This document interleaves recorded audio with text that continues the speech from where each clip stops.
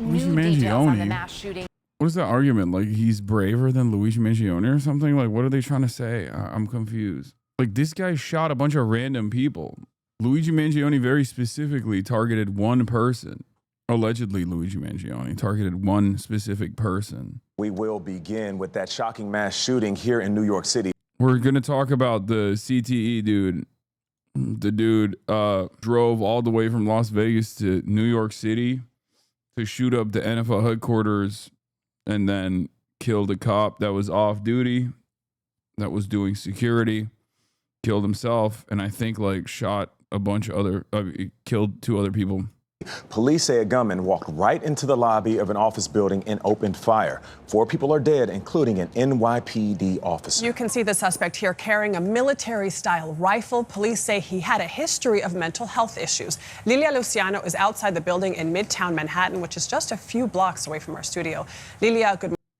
Oh, it was the CEO, not the NFL. A Blackstone executive was killed. Yeah, but he was trying to... It's not BlackRock, it's Blackstone. And he wasn't trying to kill the Blackstone people. He was trying to go into the NFL. He was trying to go to the NFL part of the building, it seems, because from what we know, that's what it's in the same fucking building. So he went to the wrong floor. And he wasn't trying to go to Blackstone anyway. It seems he was trying to go to the NFL building because he blamed the NFL for his CTE. Bro, he's just like, no, it's not gambling related. No, he's just fucking, it's crazy. He's just Morning, crazy. what do we know? Good morning, Adriana. As you said, he had a history of mental health issues and something that's raising questions. He also had a concealed firearms permit that the Las Vegas police released yesterday. We know the gunman entered this 44-story skyscraper yesterday. It's a prominent building. It houses several companies like Blackstone, one of the biggest investment firms in the world, and it is the headquarters of the NFL. And this morning, we're learning that one of the people shot is an NFL employee. He is in stable condition in the hospital. You are responding to an active shooter incident. Law enforcement officers raced into this Midtown Manhattan office building Monday after a gunman opened fire. Outside, others began CPR in the street.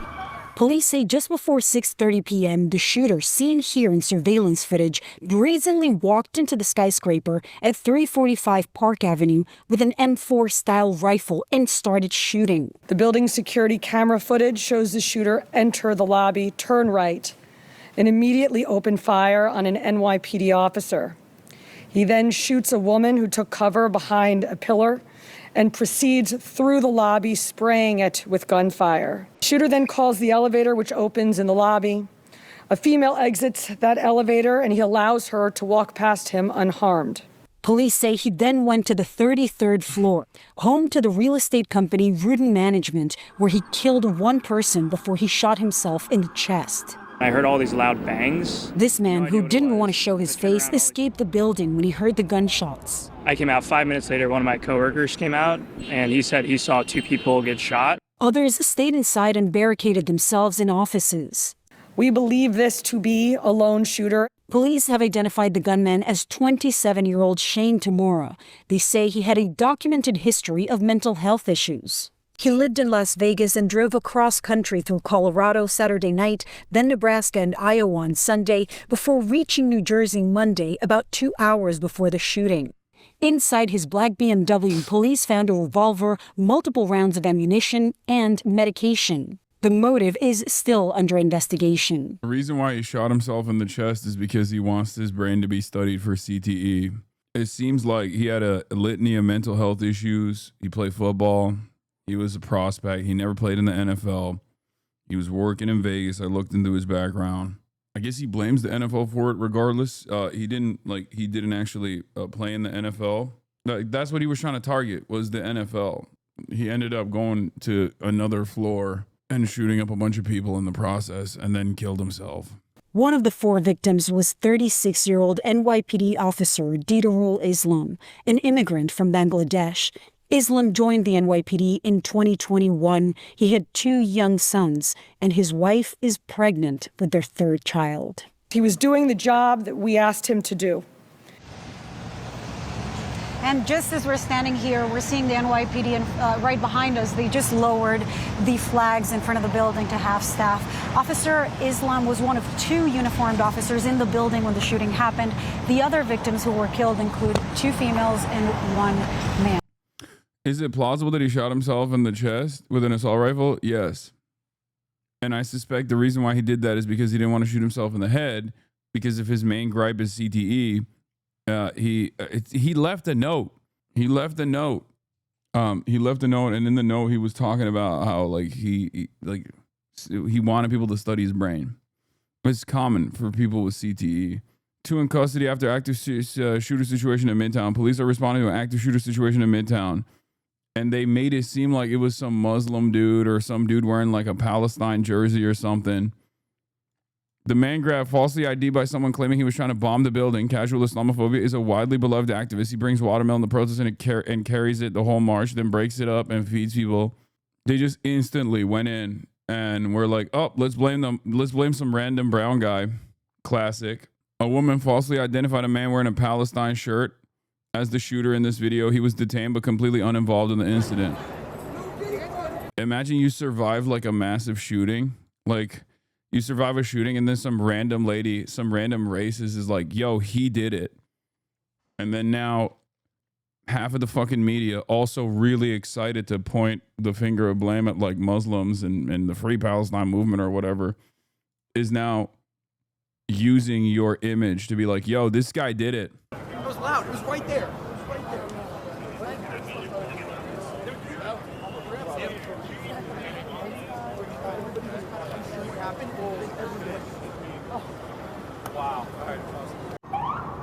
Yeah, those are finance interns, chat. A woman falsely identified a man wearing a Palestine shirt as the shooter in this video. He was detained but completely uninvolved in the incident. This is the actual shooter. What have you learned about the suspect? What have you learned about his motives? So the suspect appears to have played high school football. He appears to have had grievances based on papers found on him that point to the NFL. Authorities in Las Vegas have not yet, as of last night, entered his home to see if there's more information about him. He says he had a brain injury, or he blames that on his mental health condition. And that's what we know. We're still developing that information. Okay, the letters CTE are coming up. Is that what you're mentioning with the brain injury? Yes. That is what I mentioned. That's a long-term brain. You would know better than I. Of course, I'm familiar with it. The question is always the one that's hard to answer. What prompts someone to go and kill people they don't know? People who are innocent. It's not like Luigi Mangione, but it is a grievance against an institution taken out on people. Why does someone do that? That's a mental health question. Drives all the way across the country to commit that heinous act. That's exactly right. And doesn't hide like Luigi Mangione did. He did it, just walked straight in. Right in. Richard Esposito, thank you so much for your insights. Luigi Mangione. What is that argument? Like he's braver than Luigi Mangione or something? Like what are they trying to say? I'm confused. Like this guy shot a bunch of random people. Luigi Mangione very specifically targeted one person. Allegedly, Luigi Mangione targeted one specific person. Images I walking don't understand. into The an office comparisons tower, are not carrying, as you can see in that video, an M4 assault-style rifle. Police say he immediately opened fire inside the lobby and then moved to the elevator bank, went up to the 33rd floor, where he continued firing before ultimately taking his own life. This is the deadliest mass shooting in New York City in 25 years. Investigators have identified the gunman as 27-year-old Shane Tamora of Las Vegas. They've tracked his movements over the last few days as he drove from Nevada to Manhattan, parking just outside, double parking really just outside that building. Inside the building, the NFL's corporate offices, along with a number of other businesses. And a source does tell CNN the gunman had a suicide note in his pocket, which expressed some grievances with the NFL, also claiming to suffer from CTE and asking for his brain to be studied. Police, however, has stressed that at this point, any motive is still under investigation. As for the officer who was killed, he has... I mean, you already know, man. You already know what the solution to this is. It's not like people say, oh, better mental health. Sure. But the people who say better mental health treatment don't want to actually fund it anyway. And not only that, but also it's like too many guns, too many guns, too many guns, too many guns, too many guns. What are we doing? Too many guns. That has not gone away. I mean, I was just talking with Cameron Kasky yesterday about this on stream while this was happening. Cameron Kasky is one of the Parkland kids, as you guys know. Like, he spent most of his adult life advocating for gun control and getting yelled at for that. And we jokingly said, oh no, that's solved now. The problem is solved now. There's no more gun violence. There's no more mass shootings, but there is. He's been identified as 36-year-old Didarul Islam, a 3.5-year veteran of the department. He leaves behind a pregnant wife and 2 sons. Overnight, officials lining the streets outside a Manhattan hospital as his body was transferred. New York City's Mayor Eric Adams has ordered all flags on city buildings be flown at half-staff in tribute to the slain officer. Here's what he had to say last night. He was saving lives. He was protecting New Yorkers. He's an immigrant from Bangladesh, and he loved this city. And everyone we spoke with stated he was a person of faith. Yeah, I mean, he walked into probably the city with the most wired video network in our country, and proceeded to walk. I've been in that building. I served on a Blackstone-owned company after I retired from the FBI and went to board meetings there. There's a big courtyard, and you see him walking through that courtyard. It's 6:30 or sometime after 6 o'clock. Not as much traffic, foot traffic, as you would normally see. And you can tell he's holding the M4 at his side, so he's making some effort to conceal the weapon. But it looks like to me, like, again, he is purposeful. He's going to engage anyone who tries to stop him from getting into that building. And of course, nobody did, because people don't walk around armed in New York City, and there's no police officer outside the building.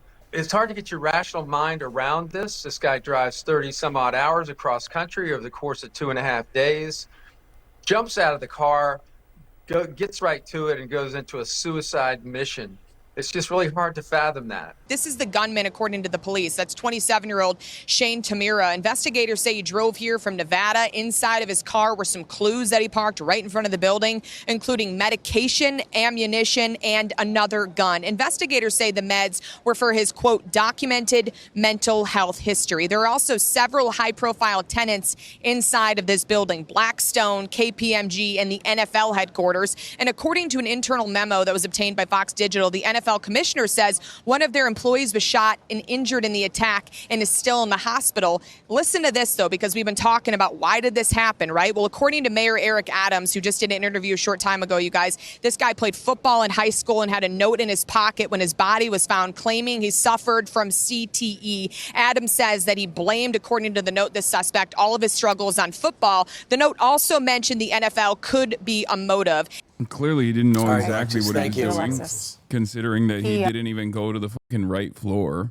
You can just see people in the background, like walking into work. They didn't notice it. New Yorkers, we're all to ourselves, and we're so busy, and people are on their phones, and everyone's just walking on the street, that no one saw this. So he walked right in. And what about the fact he wasn't worried? The conspiracy guys are in here. He got the Blackstone CEO. I think the note is fabricated. I don't think you guys understand. Companies like this have a shit ton of executives, okay?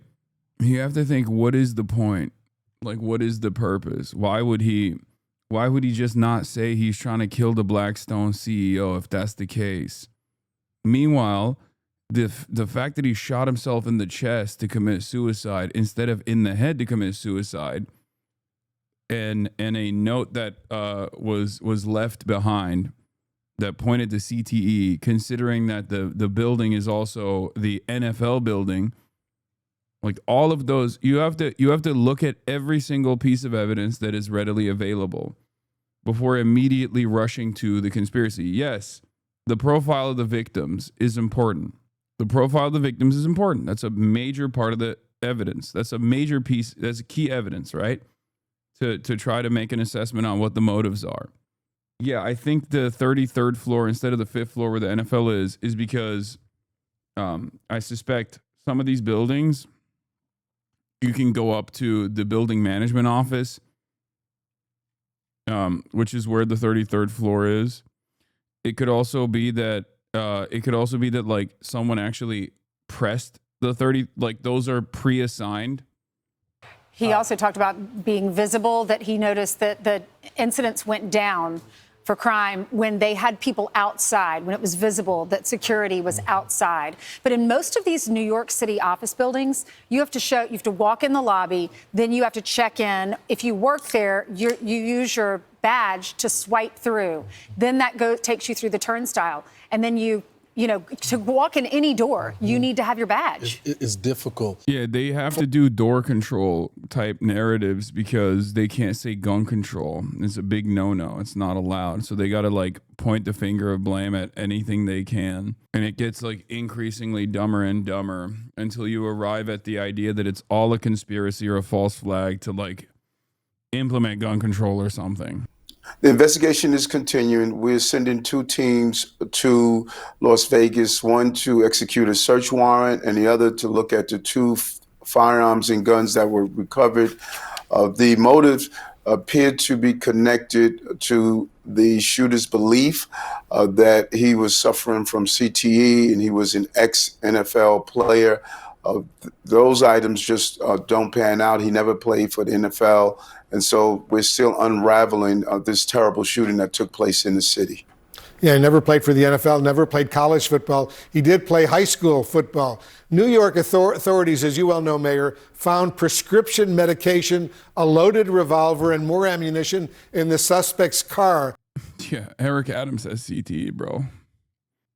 The shooter said he played for the NFL. No, he didn't. And he didn't actually play for the NFL. Or regardless of his mental health issues, like he clearly thought he has CTE and wanted the medical examiner to study his brain. Like that's it. He wanted to survive? No, he wanted his brain to be studied. Yeah, Junior Seau did the same thing. Like there's other people that have actually committed suicide and have left a note specifically asking for their brain to be studied. If he shot himself in the head, he wouldn't be able to. He wouldn't have his brain. He wouldn't be able to get his brain studied. His CTE diagnosis only comes after death.